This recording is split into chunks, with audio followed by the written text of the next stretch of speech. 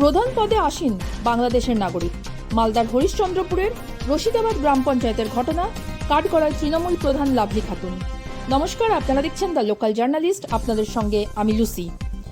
বাবার নাম থেকে ঠিকানা সব জাল করা হয়েছিল। ওবিসি শংসাপত্র জাল করে ভোটে দাঁড়িয়েছিলেন লাভলি খাতুন। মামলাটি হাইকোর্টে অমৃতা সিনহার ডিভিশন বেঞ্চে বিচারাধীন। বিচারপতির নির্দেশে মহকুমা শাসকের তদন্তে উঠে আসে এই তথ্য। তারপরই ওবিসি শংসাপত্র বাতিল হওয়ার সাথে সাথে প্রধান পদও বাতিল হয়ে যায়, কিন্তু হয়নি গ্রেফতারি, সদস্য পদও খারিজ হয়নি। এই লাভলি খাতুন গত পঞ্চায়েত নির্বাচনে কংগ্রেসের টিকিটে প্রতিদ্বন্দ্বিতা করেন। জয়লাভ করার পর প্রধান পদ ওবিসি সংরক্ষিত হওয়ার ফলে সুযোগ বুঝে তৃণমূলে যোগদান করে প্রধান হন। তার বিরুদ্ধে যে তৃণমূল প্রার্থী পরাজিত হয়েছিলেন, সেই রাহেনা সুলতানা লাভলি বাংলাদেশের নাগরিক, এই অভিযোগ তুলে হাইকোর্টে মামলা করেন। মামলাটি এখনো বিচারাধীন। হাইকোর্টের নির্দেশে চাঁচলের মহকুমা শাসক সৌভিক মুখার্জি ঘটনাটির তদন্ত করেন। তদন্তে উঠে আসে অভিযুক্তের ওবিসি শংসাপত্র জাল। বাবার নাম হিসেবে যার নাম ব্যবহার করেছে অভিযুক্ত, আদেও তার মেয়ে নয় এই লাভলি।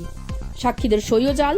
তারপরই বাতিল হয় প্রধান পদ, যদিও পরবর্তীতে তার গ্রেফতারি বা সদস্য পদ বাতিল নিয়ে হয়নি কোনো পদক্ষেপ।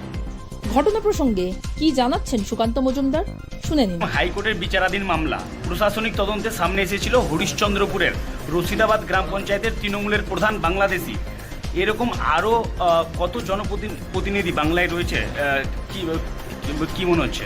তৃণমূল কংগ্রেস বলতে পারে, তৃণমূল কংগ্রেস তো এক প্রকল্প চালাচ্ছে, বাংলাদেশ থেকে এখানে ইম্পোর্ট করে দিয়েছে রোহিঙ্গা বাংলাদেশি, এদেরকে পঞ্চায়েত প্রধান বানানো, আগামী দিনে পারলে বিধায়ক বানানো, এবং তারপরে আগামী দিনে একটা সময় আসবে তখন না চাইলেও তৃণমূল কংগ্রেসের মুখ্যমন্ত্রী যিনি হবে এখানকার, তিনি বাংলাদেশি হবে। ওই ব্যানার্জিদের চ্যাটার্জি আর চলবে, তো অপেক্ষা করুন সেই দিনের জন্য।